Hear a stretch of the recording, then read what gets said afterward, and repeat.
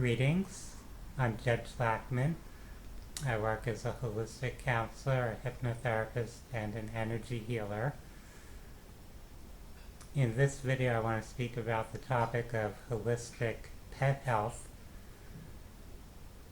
And to preface the content, I'll point out that I'm not a physician or a veterinarian, so I'm not providing any diagnosis or treatment for your pet's health concerns.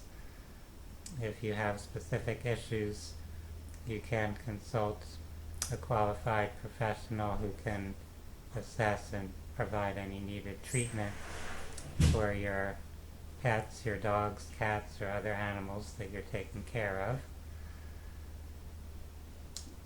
When I speak about holistic, I'm referring to the concept of body, mind, spirit.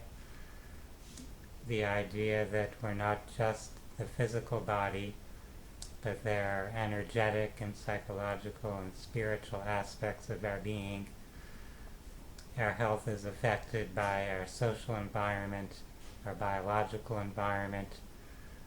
So there are multiple factors that contribute to the whole that have an impact or influence upon our health.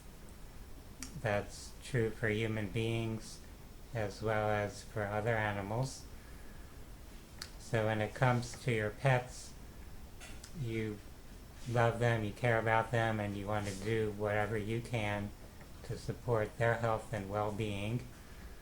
And that involves all these different factors and levels.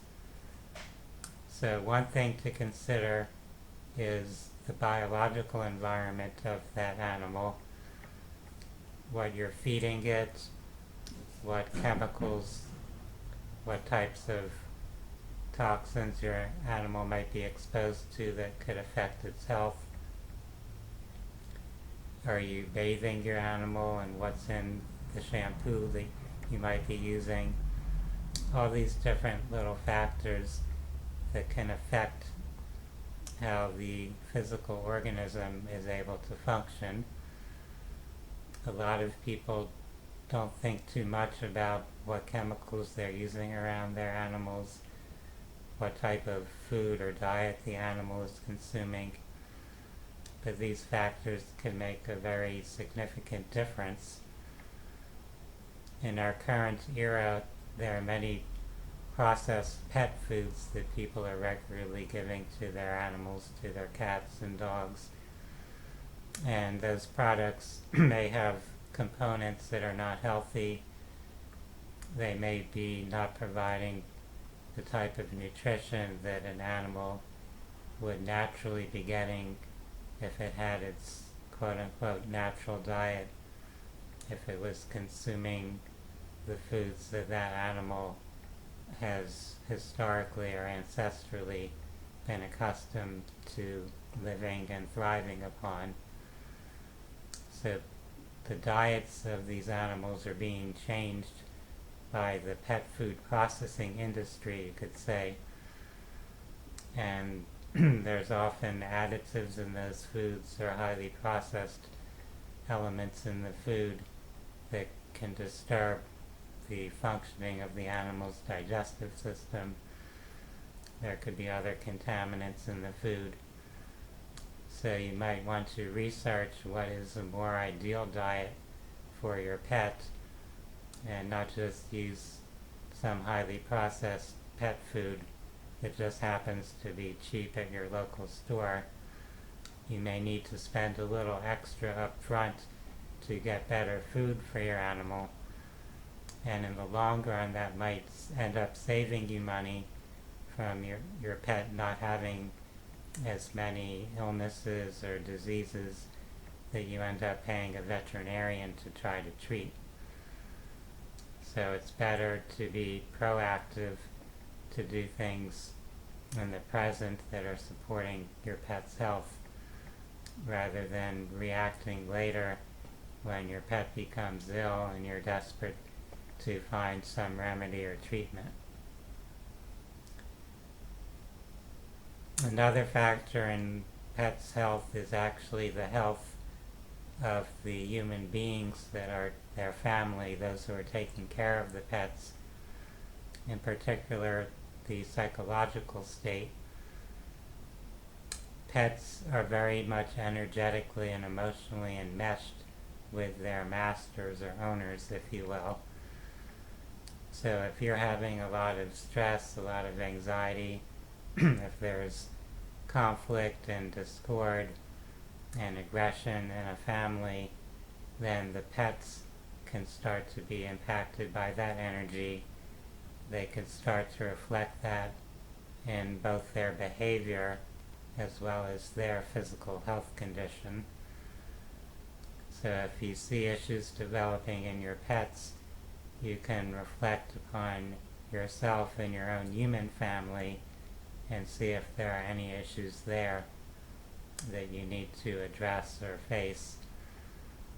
And by doing so, by helping support your own health, by bringing more harmony into your family environment, you can help and benefit your pet's health.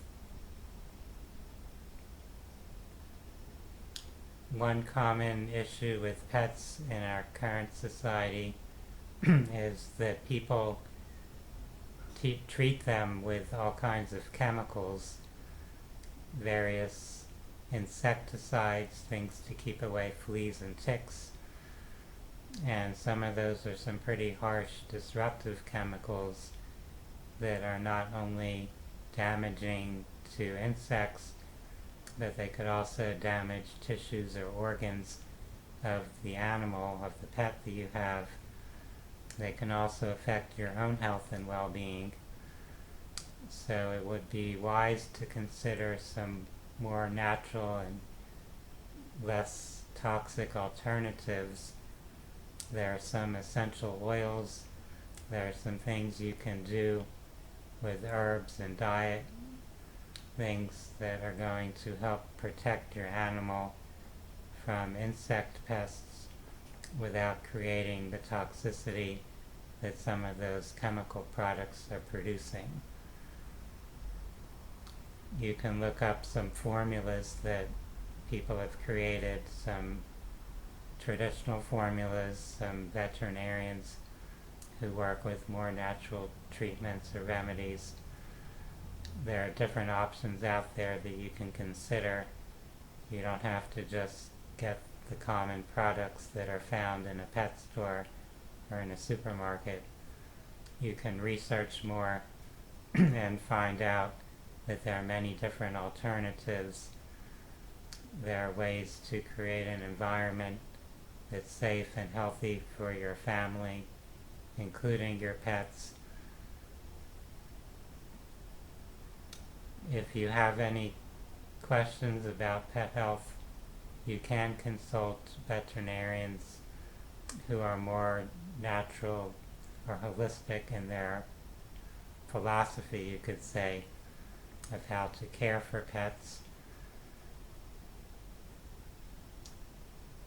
Pets are part of your family, so you love them, you put a lot of energy into their well-being, both physically and emotionally, and it hurts to see a pet get sick or have a disease and suffer. So anything you can do that will support the well-being of your pet, help it live a more healthy and happy life, is worth taking the time to do. For those that are interested in holistic health and personal wellness, I invite you to visit my website, phinsights.com. That's phinsights.com. For now, I wish everyone and your pets a wonderful day. Namaste.